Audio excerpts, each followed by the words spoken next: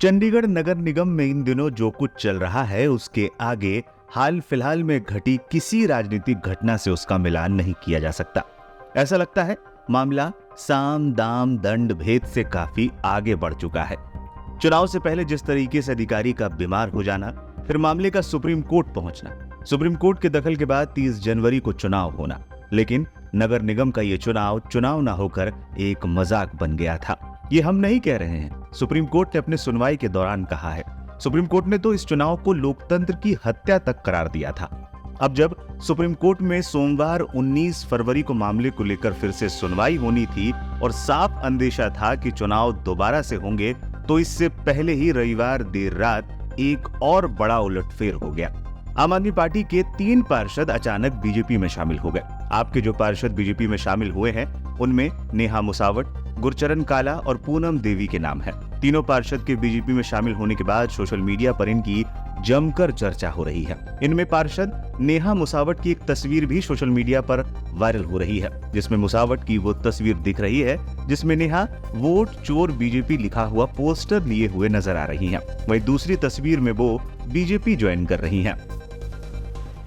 अभिषेक गोयल नाम के एक यूजर ने लिखा, #वोट चोर बीजेपी का पोस्टर लिए नेहा मुसावट आज बीजेपी में शामिल हो गई। लोकतंत्र का ऐसा मजाक नहीं हो सकता। इंडियन नाम से अकाउंट चला रहे एक यूजर ने लिखा, बीजेपी ऐसे किसी को कैसे शामिल कर सकती है जो कल तक पार्टी पर गंभीर आरोप लगा रही थी।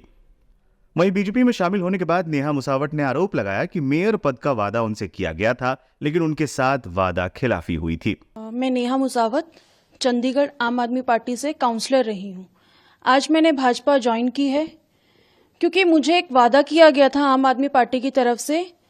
सबसे ज़्यादा मैं उनमें एजुकेटेड कैंडिडेट मानी गई थी मेयर इलेक्शन के लिए, लेकिन एक झूठा वादा किया गया कि आपको मेयर कैंडिडेट बनाया जाएगा, लेकिन एट दी एंड उन्होंने किसी और को मेयर कैंडिडेट बना दिया। तो ये झूठा वादा उन्होंने मेरे साथ किया। आज मैं प्रधानमंत्री मोदी जी की जो गरीब कल्याण के लिए उन्होंने कार्य किए हैं, दलितों के लिए कार्य किए हैं, उससे प्रभावित।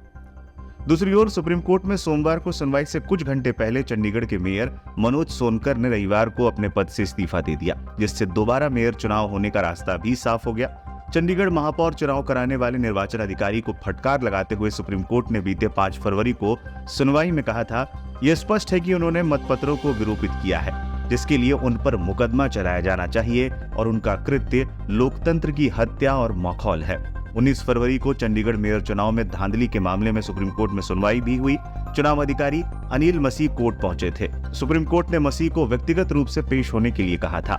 बता दें, 30 जनवरी को चंडीगढ़ मेयर चुनाव में बीजेपी के पक्ष में 16 वोट पड़े थे, जबकि कांग्रेस और आप गठबंधन के पक्ष में 20 वोट पड़े थे।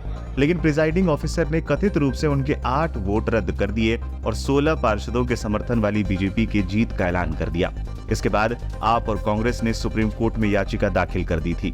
मेयर चुनाव के प्रिजाइडिंग ऑफिसर रहे अनिल मसीह का एक वीडियो भी सोशल मीडिया पर वायरल हुआ था, जिसमें वो बैलेट पेपर पर पेन चलाते हुए दिखे थे। इसी वीडियो को आप और कांग्रेस ने सबूत के तौर पर सुप्रीम कोर्ट में पेश किया था।